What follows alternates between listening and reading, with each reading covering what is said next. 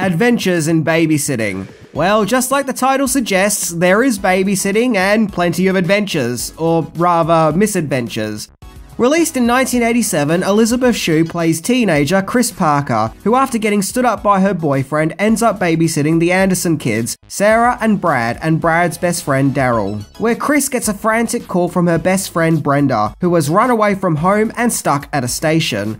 So Chris and the younger kids set out into Chicago to save her. But one mishap after the other leads to several wacky misadventures that happen along the way, as they try to make it through the city's night streets in this fun and enjoyable comedy classic.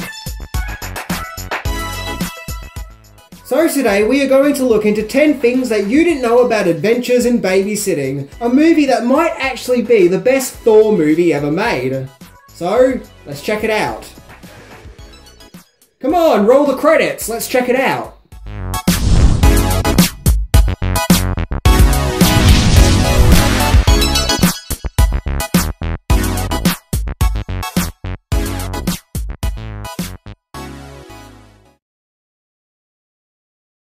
Number 10, directional debut.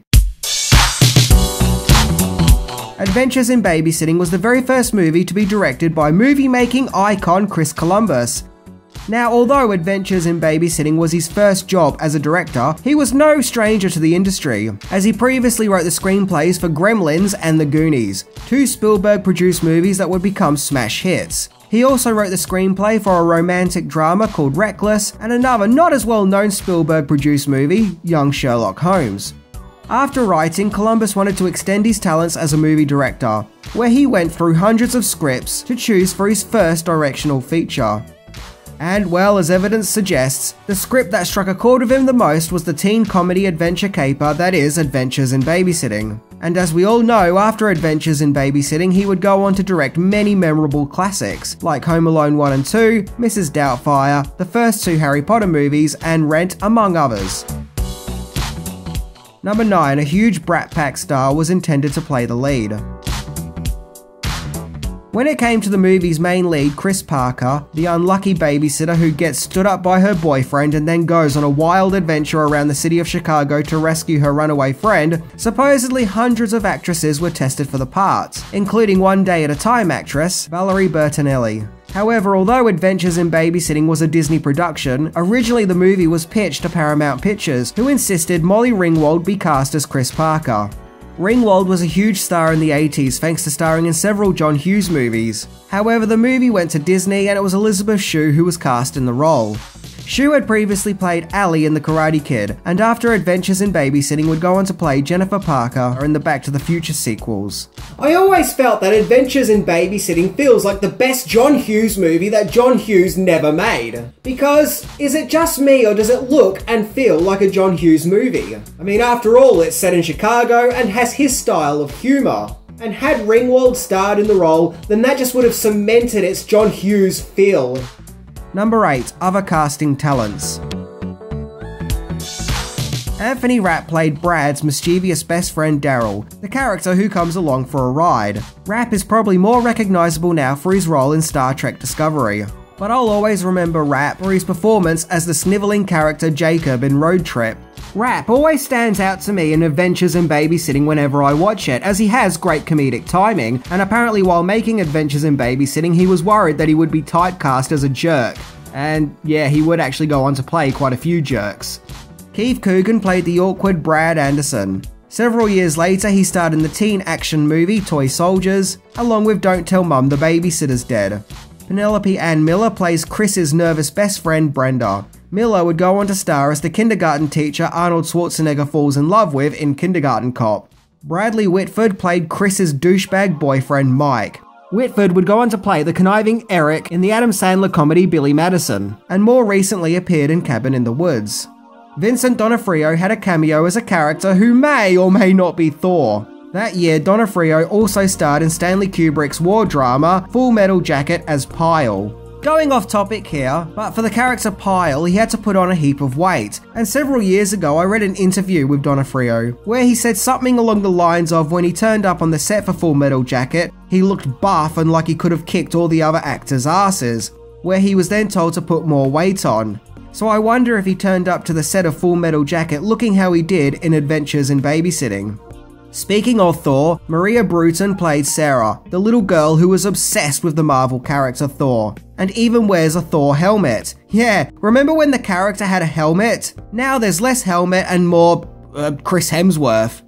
The young actress previously starred in Back to the Future as Lorraine's little sister from 1955. Yep, not only does this kid love Thor, but she's also Marty McFly's auntie. And blues singer and guitarist Albert Collins has a cameo as, well, a blues singer and guitarist. Bottom line is, the cast do a great job, and I feel like they all have good chemistry with each other. Number 7, a first for a Disney movie. Adventures in Babysitting holds the honour of being the first Disney Division movie to be rated PG-13. Although it's worth mentioning that Pirates of the Caribbean was actually the first PG-13 movie to be released under the actual Disney banner. During the 80s, Disney was trying to make itself more widely impactful in the movie industry. In 1982, the company wowed us with Tron, but it flopped, and then terrified us with Return to Oz, which also flopped. The company was also offered to distribute Back to the Future, but turned it down thinking that the movie's subplot about a mother having a crush on her son was too naughty for the company. And as we all know, Back to the Future would become a massive success of epic proportions. So no doubt Disney knew that the more edgier teenage market was the direction to go in after all, and alas we get Adventures in Babysitting, the first Disney movie to use the F word. After Adventures in Babysitting, Disney had more successful hits, with movies like Who Framed Roger Rabbit and Honey, I Shrunk the Kids. Well, as we all know, Disney has now become a huge powerhouse in the industry, for better or worse. And who knows, maybe Adventures in Babysitting was the push the company needed to expand more and get out of the just made for children mold. Number 6, title changes.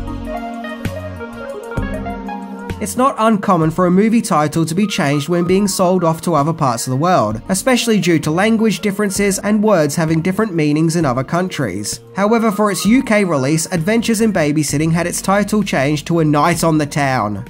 To me, A Night on the Town doesn't quite have the same character and flair as Adventures in Babysitting. But from looking around online, it's interesting to see a lot of people who grew up with the movie in the UK fondly remember it specifically as A Night on the Town. I suppose if that's the title you've known the movie to be all your life, then that's the title you're gonna stick with. I don't know why this movie had to get its title changed in the UK. Maybe because in Britain it was felt that the movie would have some kind of negative connotations with babysitting? I don't know! Number 5, filming locations. Although the action of Adventures in Babysitting takes place around the city of Chicago, most of the movie, with the exception of a few scenes, was filmed around the city of Toronto, Canada, which is actually a common practice for Hollywood movies, as Canada is often used as an American stand-in. However, the filming location proved slightly problematic for the crew, as the city of Toronto was just too damn clean and didn't have the grit the production felt was needed to replicate Chicago. So the solution to this was scattering garbage around the locations where the movie was being shot, and security guards were even hired to make sure that street workers didn't try to clean up the mess. In other words, they wanted garbage and they were gonna keep their garbage. One scene that was filmed in Chicago was the subway scene. However, when the crew turned up on location for filming at 3 AM, there was no one from the metro to assist them or even let them in, so a member of the crew had to pick the lock of the subway platform so filming could commence.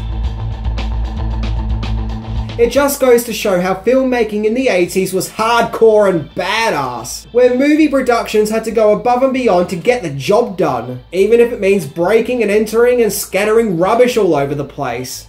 Number 4, poster. The poster for Adventures in Babysitting was illustrated by movie poster legend Drew Struzan. The irony is Struzan mainly did posters for more adventurous movies like Back to the Future and the Indiana Jones series, as well as the Goonies, so it's kind of glorious to see him do a poster for a teen comedy. The poster is awesome as it shows our main characters crawling up the side of a building, true Adam West and Burt Ward style, in the middle of the night, letting you know that a fun misadventure was going to ensue. I also like the look the Chris character is giving here. It's like she's saying, I don't get paid enough for this shit. I also love the pink glow of the Chicago city skyline. That right there is 1980s personified. Face it, nothing screams 80s like a pink glow.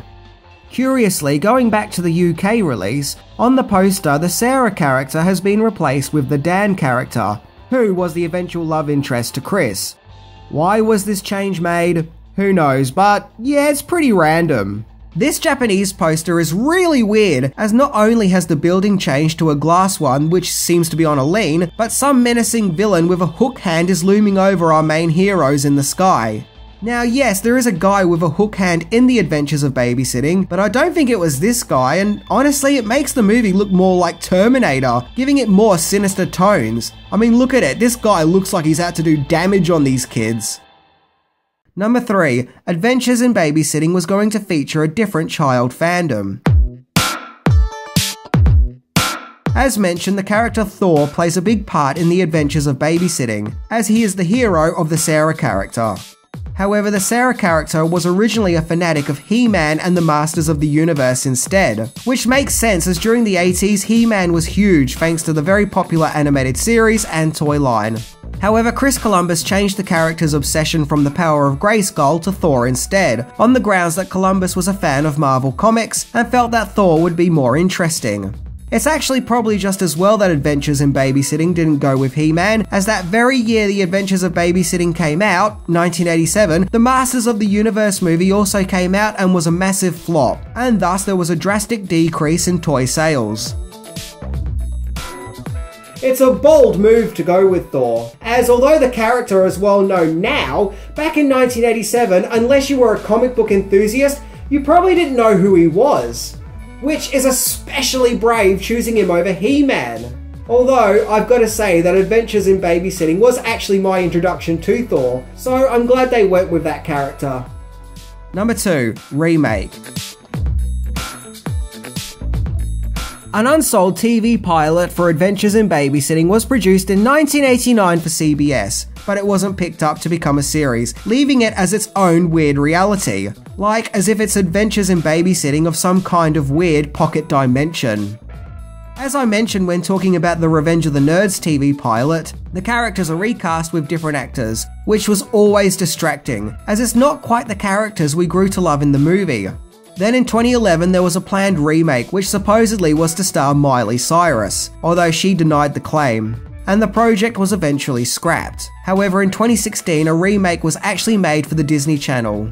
I've never even heard of this remake until while doing research for this episode. Now, I don't want to crap on a movie that I haven't seen before, but going by the trailers, it looks pretty awful, and I've got no interest in watching it.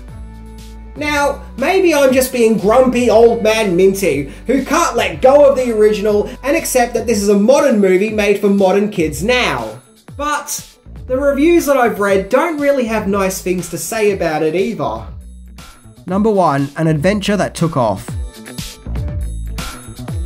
Adventures in Babysitting cost $7 million to make and brought back $34 million at the box office, so it was fairly successful considering its budget, and it also got positive reviews from critics. Although Roger Ebert commented that all Chicago-based movies seem to revolve around teenagers, and suggests that it looks as though no one under the age of 19 lives in Chicago. He further jokes that the movie should have been retitled to Ferris Bueller's Sister's Night Off, although Siskel liked it and actually preferred it to Ferris Bueller's Day Off. The movie has gone on to gain a cult following and become one of those teenage comedy classics from the 80s that everyone seems to love, just like Weird Science and Revenge of the Nerds. I mean, yeah, it's not a Lawrence of Arabia styled masterpiece, but it's an enjoyable time capsule of the era that it was made in. A time in which Elizabeth Shue went babysitting and ended up on a memorable adventure around Chicago. Adventures in Babysitting is generally a good time. It's a fun movie with plenty of spills and funny moments. I can actually remember watching a VHS trailer of this movie, where it shows a clip of the kid getting a knife thrown for his foot, and that always scared the heck out of me as a kid. But regardless, it's a good film to watch if you want a nice, easy to digest film and have a few laughs on the side. Anyway, I'm Minty, and I'm off to sing the blues. I can't sing, so be afraid. See ya!